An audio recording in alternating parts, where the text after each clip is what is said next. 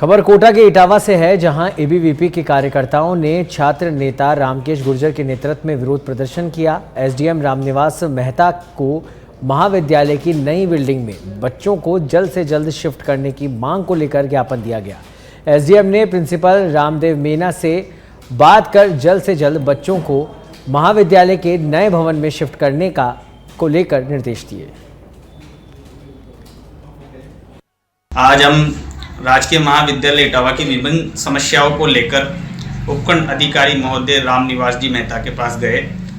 मेहता साहब को हमने बताया कि राजकीय महाविद्यालय इटावा की बिल्डिंग को बने हुए काफ़ी समय हो गया है, पर फिर भी हमारे महाविद्यालय को बिल्डिंग अभी तक पीडब्ल्यूडी विभाग ने हैंड ओवर नहीं किए।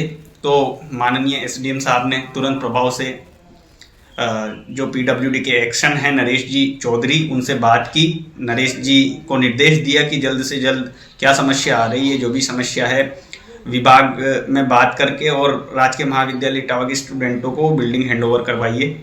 और हमने भी नरेश जी से बात की तो नरेश जी ने हमें विश्वास दिलाया कि मैं जल्द से जल्द लिखित में अपने जो आधिकारिक अधिकार है उनसे महाविद्यालय को लेटर भेजूंगा, उनको बिल्डिंग शिफ्ट करने के लिए बोलूँगा। साथ ही एसडीएम साहब ने हमारे प्रिंसिपल जो राजकीय महाविद्यालय इटावा के हैं रामदेव जी मीणा, उनसे भी बात की, उनको भी निर्देश दिया कि जल्द से जल्द बच्चों। राजस्थान सरकार ने अपनी नई आबकारी नीति लागू कर दी है। राजस्थान में पहली बार 4 साल के लिए नई नीति लागू की गई है। आपको बता दें कि इस नीति के तहत पहली बार 10 कमरे वाले होटल को बार लाइसेंस मिलेगा। इससे पहले हेरिटेज होटल्स को ही 10 कमरों पर बार लाइसेंस मिलता था। सामान्य होटल में 20 कमरों पर लाइसेंस मिलता था। वहीं नए प्रावधान में वैध शराब की बिक्री से रेवेन्यू में बढ़ोतरी होगी।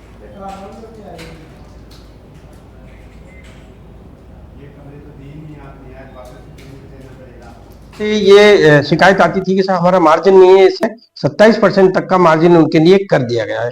होटल बार वालों के लिए इस बार बहुत अच्छी रियायतें दी हैं। उसमें यह कर दिया कि होटल बार के लिए न्यूनतम कमरे जो पहले 20 होते थे उनको 10 कर दिया है। एयरपोर्ट्स पर भी बार का प्रावधान लागू कर दिया है। और जितने भी अनुमति, लाइसेंस, परमिट आदि जो हमारे यहाँ से जारी होते हैं उन सबको ऑनलाइन ऑटो अप्रूवल की व्यवस्था कर दी है। मदिरा उत्पादक और जो बनाने वाली फैक्ट्रियां हैं उनको अपना बॉन्ड, चूंकि राजस्थान एक बहुत ही भौगोलिक दृष्टि से राज्य का, देश का सबसे बड़ा राज्य है, तो भौगोलिक दृष्टि से दूर दूर होने की वजह से उत्पादकों और पूर्तिकर्ताओं को अन्य स्थानों पर भी होलसेल बॉन्ड की स्थापना की स्वीकृति दी गई है। लेकिन केवल इतना ही नहीं, बिजनेस फ्रेंड के अलावा इसमें नशीले पदार्थों की बिक्री और उनका दुष्प्रभाव रोकने के लिए भी आबकारी विभाग द्वारा, राजस्थान सरकार द्वारा बहुत ही सख्त इंतजाम किए गए हैं। और बार बार अनुज्ञा देखने में बहुत अच्छी लग रही है। पहले भी सरकारों ने अच्छी पॉलिसियां पेश की हैं, परंतु लास्ट में ठेकेदार को नुकसान ही हुआ है। और जो पॉलिसी की जो नई जारी की गई है, कल हमारे राजस्थान लिकर एसोसिएशन की कल सिरोही में समीक्षा के लिए बैठक रखी गई है, जिसमें प्रत्येक जिले के जिलाध्यक्ष और प्रदेश कार्यकारिणी के सदस्य हम बैठ करके पीएम सूर्य घर निःशुल्क बिजली योजना को बढ़ावा देने के लिए प्रदेश की तीनों विद्युत वितरण कंपनियों एवं टाटा पावर रिन्यूएबल एनर्जी के बीच शुक्रवार को विद्युत भवन में एमओयू किया गया। अतिरिक्त मुख्य सचिव आलोक की मौजूदगी में एमओयू हुआ।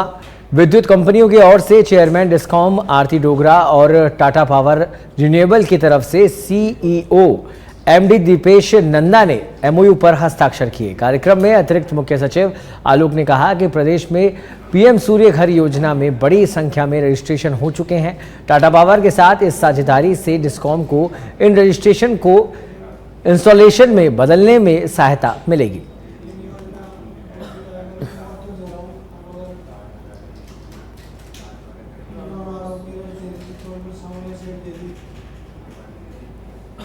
पाली के देसूरी में प्रयागराज महाकुंभ से वापस लौटने पर सूरजकुंड कुंभलगढ़ के श्री 1008 महंत अवधेश चैतन्य ब्रह्मचारी जी का देसूरी हरिओम आश्रम में भव्य स्वागत किया गया। आश्रम पहुंचने पर स्थानीय प्रशासन के अधिकारियों और ग्रामीणों ने उनका अभिनंदन किया। कार्यक्रम में देसूरी के एसडीएम विवेक व्यास, पंचायत समिति सदस्य विक्रम सिंह इंदा और आश्रम के ट्रस्टी प्रहलाद सिंह चारण मौजूद रहे।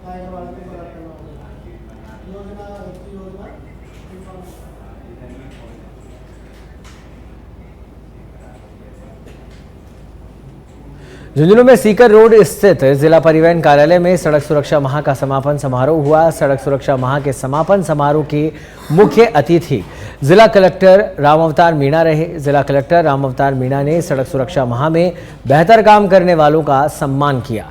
कार्यक्रम में जिला कलेक्टर ने यातायात नियमों की पालना करने को लेकर शपथ दिलवाई।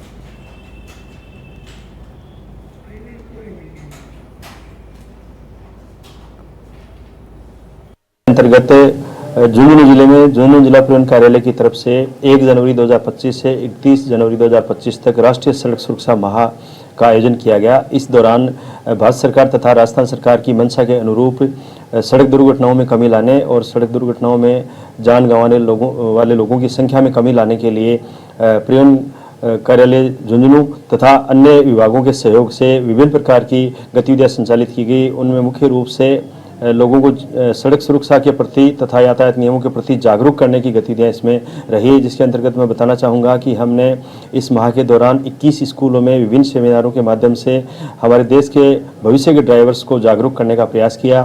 साथ ही CMHO झुंझुनू के सहयोग से 20 स्थानों पर ड्राइवर्स के आई चेकिंग के कैंप लगाए। इसके अलावा हमने NGO के सहयोग से काऊ बेल्ट तथा डॉग बेल्ट। चित्तौड़गढ़ में राष्ट्रीय सड़क सुरक्षा माह का समापन प्रादेशिक परिवहन कार्यालय में हुआ। इस दौरान सड़क सुरक्षा को लेकर कई कार्यक्रमों का आयोजन किया गया। साथ ही विभिन्न प्रतियोगिताओं के विजेताओं को पुरस्कार देकर सम्मानित किया गया। मुख्य अतिथि जिला कलेक्टर आलोक रंजन ने कहा कि विगत 1 महीने से चल रहे राष्ट्रीय सड़क सुरक्षा माह का समापन हुआ है, लेकिन हमें हर दिन सड़क सुरक्षा नियमों की पालना करने के लिए हर व्यक्ति को प्रेरित करना होगा।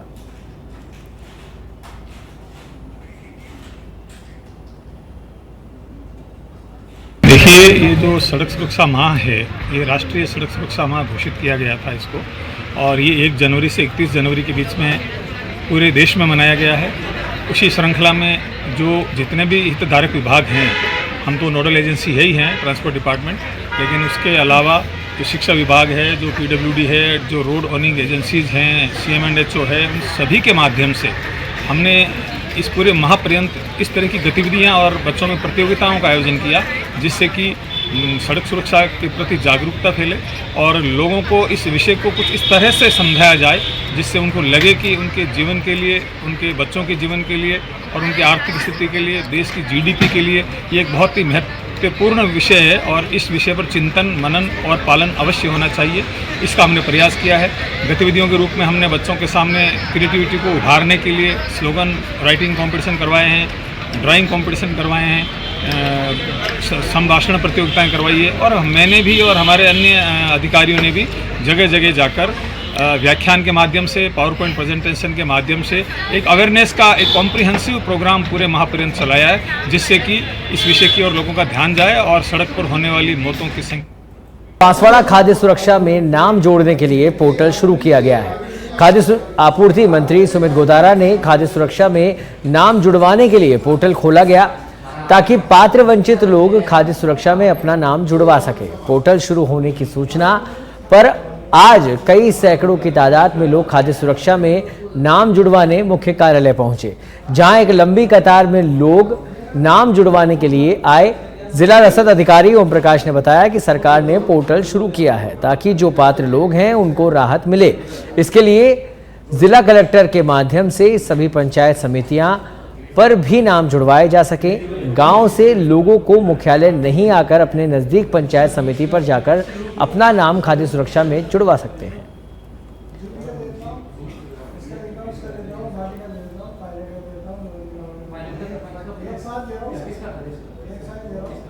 नया आवेदन कर रहे हैं, उसके लिए अपनी आधार सेटिंग के लिए यहाँ आए हुए ऑफिस में, और अभी इनके जो आधार सेटिंग का कार्य है वो पंचायत स्तर पर भी हो रहा है और इनको कम्युनिकेट कर दिया गया है हमने, और वीडियो से भी संबंधित वीडियो से भी हमारी बात हो गई है। तो अभी ये नेक्स्ट कार्य दिवस से अपने पंचायत समिति पर भी एक लोग करवा सकते हैं, तो वीडियो कम हो जाएगी यहाँ पे। अभी 26 जनवरी से नया पोर्टल चालू हुआ है NFS आवेदन के लिए, तो लोगों को पता नहीं था कि ये पंचायत स्तर पर भी आधार सेटिंग होगी, तो इसलिए यहाँ भीड़ ज़्यादा है।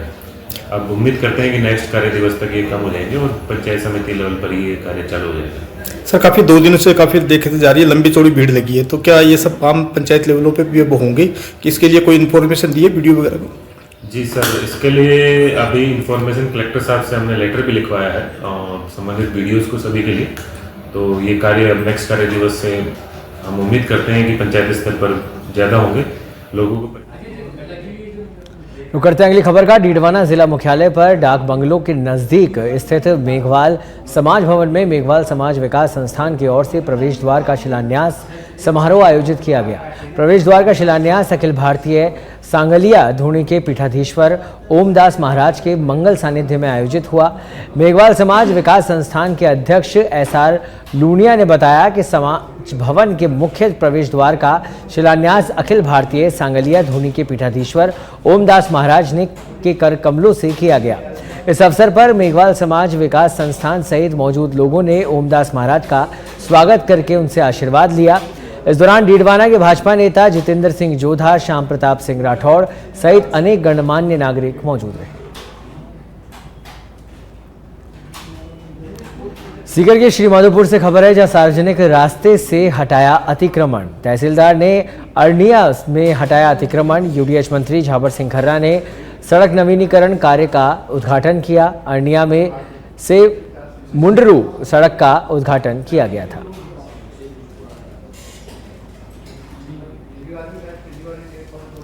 खबर पाली के बाली से है, जहां देसूरी में मुख्य बस स्टैंड पर अवैध अतिक्रमण का मामला सामने आया है, जहां नाले पर अवैध रूप से दुकान का निर्माण किया गया है, जिसे लेकर स्थानीय ग्रामीणों ने शिविर में SDM के समक्ष इसकी शिकायत दर्ज कराई, जिसके बाद SDM के निर्देश पर अतिरिक्त विकास अधिकारी की ओर से जांच की गई है, जहां जांच में अतिक्रमण होने की बात सामने आई है। अधिकारियों के आदेश पर डिस्कॉम ने दुकान का बिजली कनेक्शन काट दिया है, लेकिन ग्राम पंचायत की ओर से कोई ठोस कार्रवाई नहीं की गई है। पंचायत की इस लापरवाही के कारण अतिक्रमण अभी तक नहीं हटाया जा सका है, जिसे लेकर स्थानीय लोगों में आक्रोश नजर आ रहा है।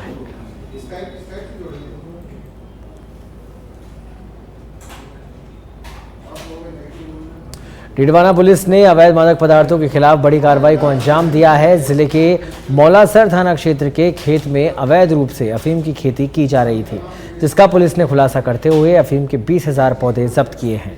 साथ ही एक आरोपी को गिरफ्तार किया है। वहीं पुलिस ने NDPS एक्ट में मामला दर्ज कर जांच शुरू कर दी है।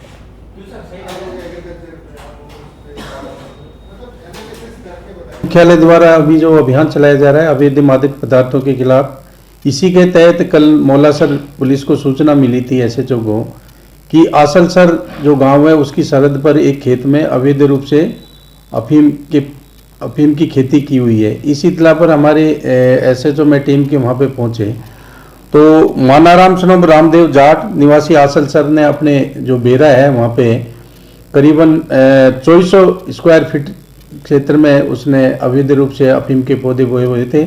उनमें कई पौधों पर अफीम के डोडे लगे हुए थे। इस पर उसमें कार्रवाई करते हुए करीबन 20,000 पौधे हमने ओपीएम की जब्त किए हैं और 8/18 NDPS। झुंझुनू के सुल्ताना कस्बे में बाइक अनियंत्रित होने के बाद सड़क पर गिरे बाइक सवार के ऊपर से निकल गई। हादसे में बाइक सवार युवक गंभीर घायल हो गया, जिसे प्राथमिक उपचार के बाद जयपुर रेफर किया गया है। सड़क हादसे की घटना सड़क के किनारे लगे CCTV कैमरे में कैद हो गई।